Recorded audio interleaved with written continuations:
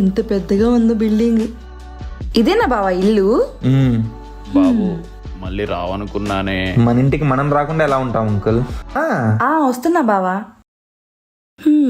బానే ఉందే. ఇదొకటి కరెక్ట్ టైం పని చేస్తావదు. ఎన్నో ఫ్లోర్ బావా? 5th ఫ్లోరే, అందుకే కదా వెయిట్ చేస్తుంది. 5వ ఫ్లోర్ అయినా రాపోదాం. ఉసి ఉసి ఇక్కడికి ఉసి, అది కాదే. ఏం బావా ఇంకా అక్కడే ఉన్నావు? తొందరగా రా. అది కాదే 5th ఫ్లోరే. అయ్యో ఎంతసేపు బావా, ఎక్కేద్దాం రా. ఎక్కేద్దామా?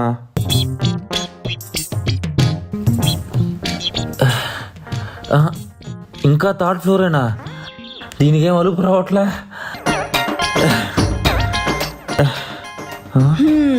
ఇదేనా బావా ఇల్లు?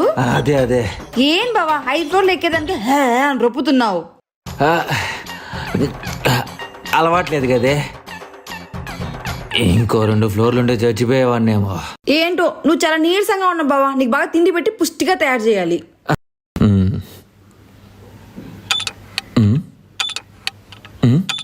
ఇది కాదా? ఇదే. ఏదబ్బా? ఏమైంది బావా? కీస్ ఎంతో రావట్లేదే. కార్పెంటర్ కన్నా ఫోన్ చేద్దాం. దీని కార్పెంటర్ ఎందుకు? ఇంకేం చేస్తావు? కోటి కూడా తీస్తావు ఏంది?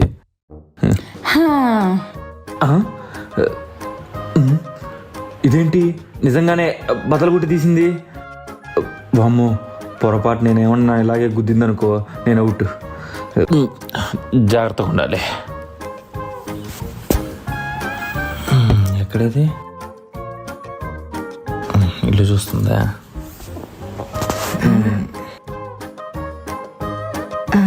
ఇంత పెద్ద ఇల్లా?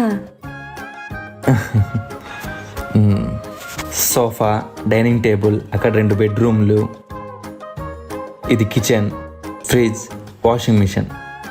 నువ్వు ఉండడానికి అన్నీ కంఫర్ట్గా ఉంటాయని ముందే సెట్ చేసి పెట్టా. ఎలా ఉంది? చండాలంగా ఉంది. నాకు అస్సలు నచ్చలేదు. నచ్చలేదా? అదేంటే ఎగిరి గంతేస్తా ఉంటున్నాను కదే. ఎగిరి గంతేయడం దేనికి? ఉండే మన ఇద్దరికి ఇంత పెద్ద ఇల్లు అవసరమా? ఏం తక్కువైంది? ఇక్కడ పెద్దగానే ఉంది కదా. ఏం తక్కువైందా?